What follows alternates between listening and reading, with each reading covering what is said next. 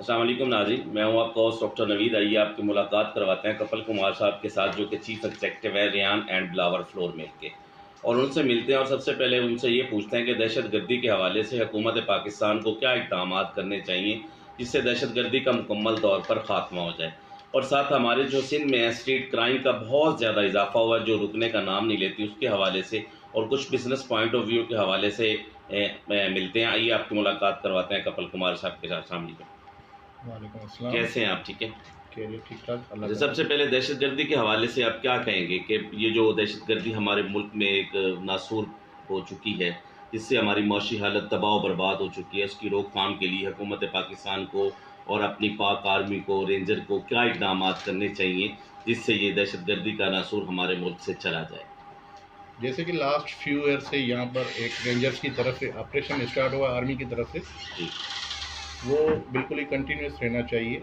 जी जिस तरीके से हमारी सिंध में रेंजर्स काम कर रही है हमारे दहशतगर्दों के खिलाफ, वो कंटिन्यू रहना चाहिए। जिस तरीके से यहाँ पर हमेशा से जब भी रेंजर्स आई है तो यहाँ अमन रहता है, और जो पिछले सालों की बनस्बत यहाँ पर बहुत ही अमन है, हम आराम से घूम सकते हैं। और पहले तो ये तरह के घर से दफ्तर और दफ्तर से घर आते हुए ये भी पता नहीं चलता था कि हमने वापस घर भी पहुंचना है कि ऑफिस भी पहुंचना है, ये हालात हो चुके थे। बिल्कुल बिल्कुल, घर वालों को पता नहीं था कि हम वापस आएंगे या नहीं आएंगे, सिक्योरिटी बिल्कुल नहीं थी। जी अल्हम्दुलिल्लाह अब यहाँ पर बिल्कुल सिक्योर है। इंशाल्लाह आर्मी से यही गुजारिश है कि इसी तरह के ऑपरेशन कंटिन्यू रहने चाहिए ताकि दहशतगर्दी का खात्मा हो सके, जो भी दहशतगर्द पकड़े जाएं उनका खात्मा हो बिल्कुल सके। बिल्कुल। अच्छा, आप यहाँ से 47 से यहीं पे से जी जी बिल्कुल। हम आपको किसी किस्म का कोई मसाइल का सामना? हमें यहाँ पर जो है मसाइल तो जो दरपेश हैं वो थोड़े बहुत बिजनेस कम्युनिटी के हवाले से हैं, बाकी ऐसी कोई खास वजह नहीं है। नहीं, मैं एक वो दूसरी अकलीती वाली बात कर रहा हूँ कि वहाँ पे आके कोई मसाइल का नहीं नहीं, वो पाकिस्तान में कोई सामना है? ये भी तो आपका मुल्क है, आप तो अब इसके नेशनलिटी हैं।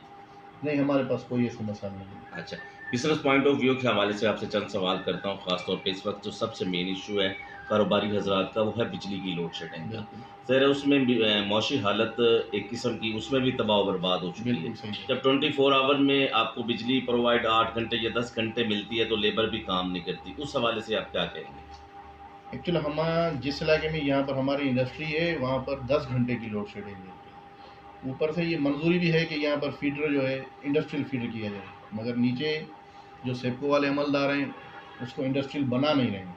आप बाहर देखेंगे वहाँ पर हमारा काम भी किया हुआ है, उसको डिसकंटिन्यू किया हुआ है। अगर हमारा ये इंडस्ट्रियल फीडर हो जाए तो सिर्फ 4 घंटे बिजली बंद रहेगी, वो भी पीक आवर्स। पीक आवर्स में वैसे भी हमें यहाँ बिजली महंगी पड़ती है, वैसे भी हम इंडस्ट्री कम चलाते हैं पीक आवर्स में। हाफ पीक होते हैं 20 आवर्स पाकिस्तान में, और 4 आवर्स पीक आवर्स होते हैं। ज़्यादातर बड़े शहरों में जैसे कि सखर हो गया और घोटकी हो गया मेन सिटी, वहाँ पर 20 घंटे हमें लाइट मिलती रहती है। मगर हमें यहाँ पनवाकिल हो गया, सरहद हो गया, मीरपुर माथिल हो गया, वहाँ पर 10 घंटे से 12 घंटे की लोड शेडिंग कंटिन्यू होती है, जिस वजह से हमें बहुत बड़े मसाइल होते हैं। हम अपनी इंडस्ट्री कंटिन्यू नहीं चला सकते, हमें पेनल्टी देनी पड़ती है अपनी लेबर को, तब जाके हमारा थोड़ा बहुत होता है। उस वजह से हमारे नुकसान हो रहे हैं। सर, 12 घंटे अगर लोड शेडिंग हो तो वो जितनी लेबर बैठनी है वो बिजली, वो तो आपको लेबर तो पे करनी पड़ेगी। हमें अपनी सैलरी पेड करनी पड़ती है। हम लेबर को जो सैलरी देते हैं वो एवरी 8 आवर्स के हिसाब से देते हैं। 8 आवर्स के बाद जब टाइम बढ़ जाएगा 16 आवर्स का देंगे, 16 आवर्स से बढ़ जाएगा 24 आवर्स। तीन शिफ्टों में चलाते हैं, जी, जिसमें हमारी ऐसे 1.5 शिफ्ट हमारी फालतू जाती है, यानी कि 1.5 शिफ्ट आपका नुकसान में जा रहा नुकसान है। में जाती है। सी पैक के हवाले से क्या कहेंगे? पाकिस्तान और चाइना का मंसूबा इक़्तिसादी राहदारी का नाम भी दिया गया है, तो गेम चेंजर साबित होगा पाकिस्तान के लिए? नज़र तो यही आ रहा है, कुछ ना कुछ गेम चेंजर्स होगा। कोई इसमें मुआशी तरक्की में को पाकिस्तान में बिल्कुल, गवादर पोर्ट इंटरनेशनली पहले नंबर पे है, वो चालू हो गया तो पाकिस्तान के लिए खुश नसीबी होगी। आप जो इनकम टैक्स देते हैं हुकूमत पाकिस्तान को, क्या हुकूमत पाकिस्तान आपको कोई सहूलियात भी प्रोवाइड कर रही है? वो हमें सहूलियात बहुत कम मिल रही हैं। हमारे सिंध के रोड्स देख लें, बिल्कुल नहीं है। हमें घर में लोड शेडिंग, गैस की लोड शेडिंग इस वक्त हो गई है जी, जो नहीं होनी चाहिए। हम टैक्स पेयर हैं। अब तो गर्मियाँ हैं, अब तो लोड शेडिंग वैसे भी नहीं होनी चाहिए। गैस बिजली की के तो साथ साथ हमारी गैस की लोड शेडिंग होती है। जैसे ही बिजली बंद हो जाती है गैस बंद हो जाता है, जनरेटर नहीं चलाए। लास्ट पे हुकूमत सिंध को कोई पैगाम देना चाहते? No thank you. नाज़रीन, ये थे कपिल कुमार साहब जो कि अपने ख्यालात का इज़हार कर रहे थे।